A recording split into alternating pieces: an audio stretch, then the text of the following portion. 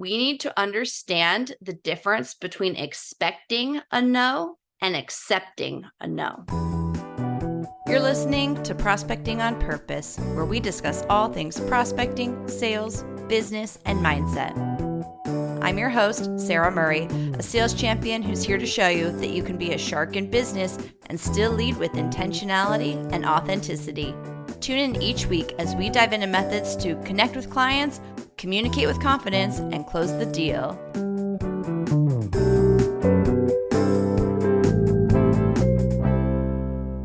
Welcome to another episode of Prospecting on Purpose.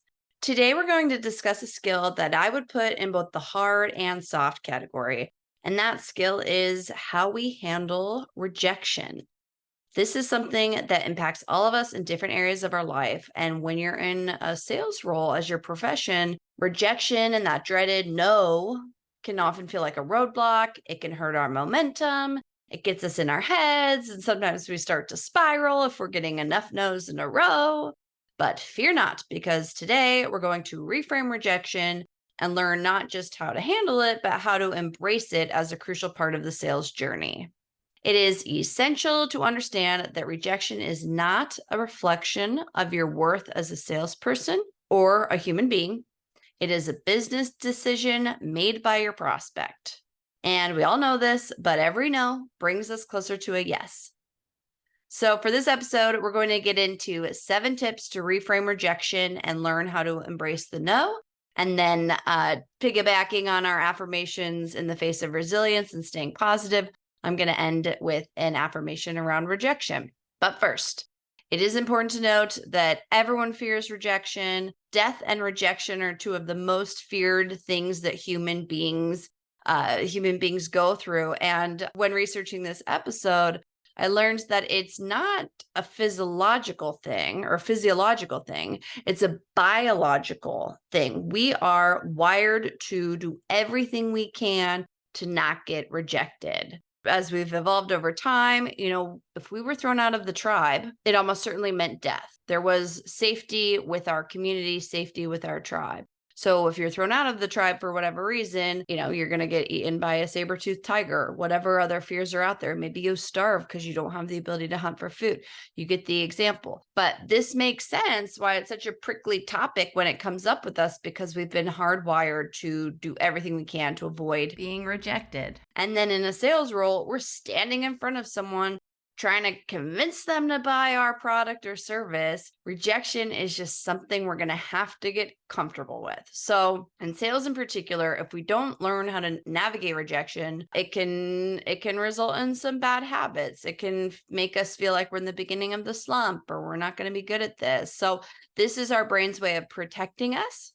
So we're just going to say, thank you, brain, for keeping me safe. But we all know that we're in control of our thoughts. And we're going to reframe rejection with these tips that we're going to get into today. So without further ado, 7 tips to reframe rejection and learn to embrace the no. Our first tip, we need to remind ourselves, I've already said it, we need to remind ourselves that this is just part of the process. Being rejected is part of the job description. If you're not getting no's, it means you're not doing your job. And every no is a step closer to a yes. And honestly, every no, if we can start to look at it as a gift, it gives us clarity and guidance on how to either pivot or finesse our approach for next time. We're not spending time on a dead end project or prospect anymore. And the no's become less scary the more often you get them. Remind ourselves it's just part of the process. And if you're not getting no's, you're not doing your job. So that's tip 1. Second tip, I love this one. We need to get good at prospecting.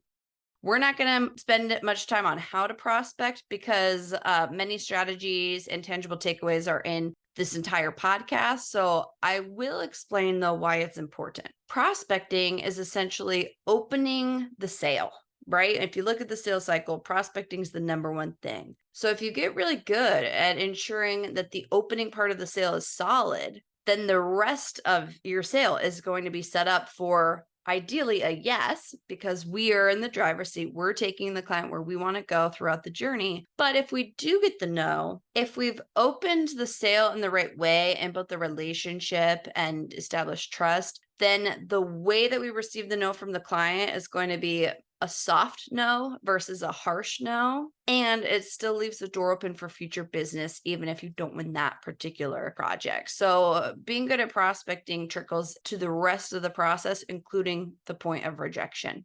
That's tip 2, get good at prospecting. Tip 3, this is really important. We need to let go of assumptions that we have approaching a client, approaching a sale, approaching an opportunity. If you have these predetermined assumptions in your head when you're approaching this business exchange, you're essentially proactively giving yourself a disadvantage.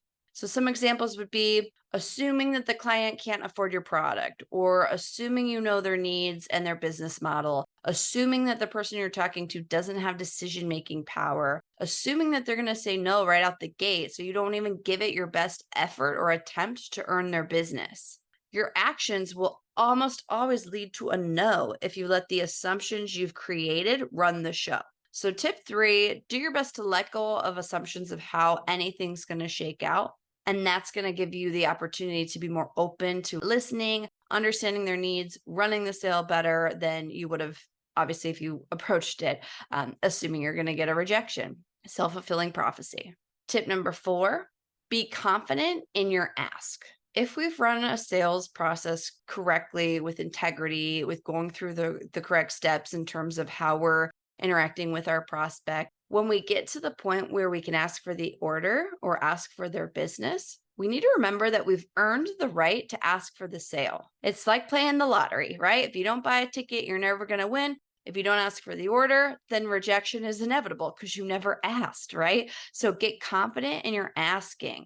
If we've opened the sale by prospecting effectively, establishing trust, and so on, if you need a refresher on the sales skills, go back and listen to the mini series in this podcast, 7 Crucial Skills for Effective Selling. It's episode 9 through 18. I would especially direct your attention to episode 16, Staying in the Driver's Seat to Control the Sale. If we've gone through these different steps correctly, once we get to the point where we can ask for the order, it becomes easier to get a yes, but it also becomes significantly easier to graciously handle a no. In addition to assumptions leading to a self-fulfilling prophecy when it comes to rejection, I feel very strongly that part of why rejection is feared is because we don't have the confidence in how we ask for the order. If we're in business with our clients, most of the time, they're going to expect us to ask for the order, ask for their business. It's part of our roles in exchange. So be confident in your ask.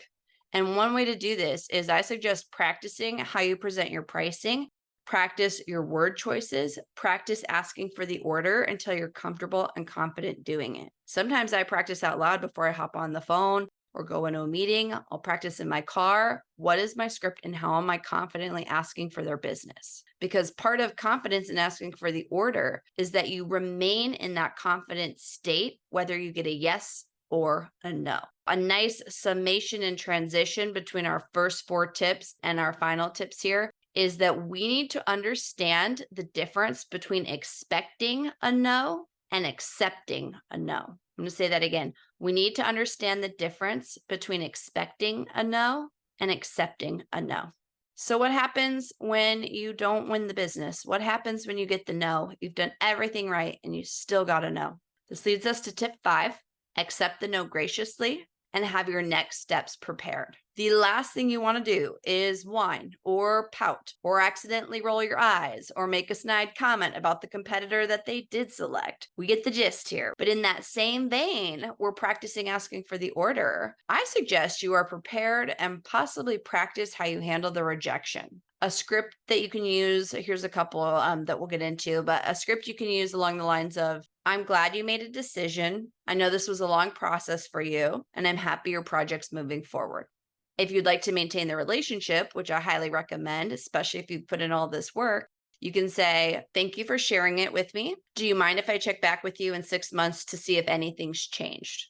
And again, if you've done everything right and you're still blindsided and surprised that you got the no, you didn't win the project, in the proper setting, especially in situations where it's more of a consultative sales approach, longer sales cycle, I feel like you can ask and tell the client you're surprised. Something along the lines of, I'm really surprised. Based on everything we've discussed, everything I've asked you, everything you've told me, I was really confident that this was a great fit for your needs. Can you please explain why you went this direction?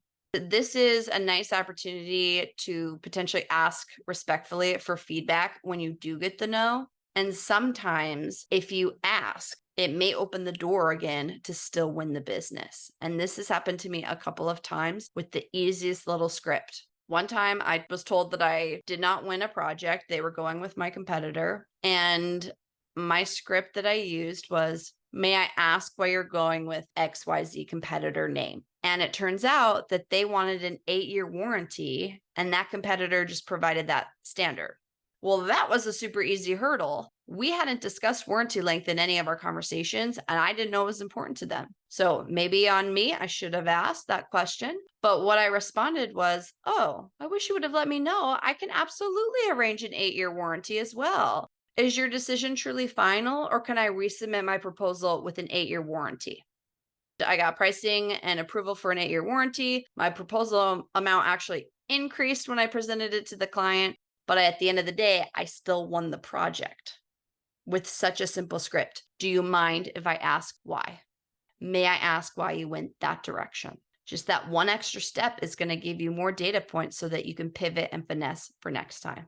And then tip number 6, don't take it personal. This is easy to say and more difficult to do. It is vital to separate your self-worth from the outcome of the sale. Your value as a person is not determined by the prospect's decision. I can absolutely validate that it's difficult to not take things personally, especially when you know your product or your service or your own support is of great high caliber, great quality. But if you can embrace these first 5 tips and remind yourself that it's just part of the process, part of doing business, it's going to be easier to pick yourself back up again and move on to the next deal. A no doesn't mean you did anything wrong, and it doesn't mean you're a bad salesperson. It may mean you didn't clearly articulate the value or ask the right questions that were important, just like my warranty example. All of that's helpful information for you to evaluate and course correct for next time. And then our final tip, tip number 7, celebrate the yeses and celebrate the nos, because a no means clarity. A no means you can channel your energy and focus into a direction that will result in a yes. A no is a gift that gives you feedback and you can improve your craft of being the best sales professional that you can be. Celebrate your no's, because it's only making you stronger, only making you more resilient, making that next no easier. And to close out this episode, I'm going to leave us with an affirmation. I embrace rejection as a natural part of my sales journey. Each no is a stepping stone to my next yes. I learn, adapt, and grow stronger with every rejection. Rejection does not define my worth. It refines my approach. I am resilient, confident, and persistent. I believe in my product and its value, and I trust that the right opportunities will align with perfect timing. I am open to the lessons rejection teaches me. I am a successful salesperson, and rejection only fuels my determination to achieve greater success. Thank you so much for listening. I hope you enjoyed this episode. We'll see you next week. Thank you so much for listening to the Prospecting on Purpose podcast. If you loved what you heard today, subscribe to the podcast and please rate and leave a review. For more info on me, or if you'd like to work together, feel free to go to my website, saramurray.com. On social media, I'm usually hanging out at Sara Murray Sales. Thanks again for joining me, and I'll see you next time.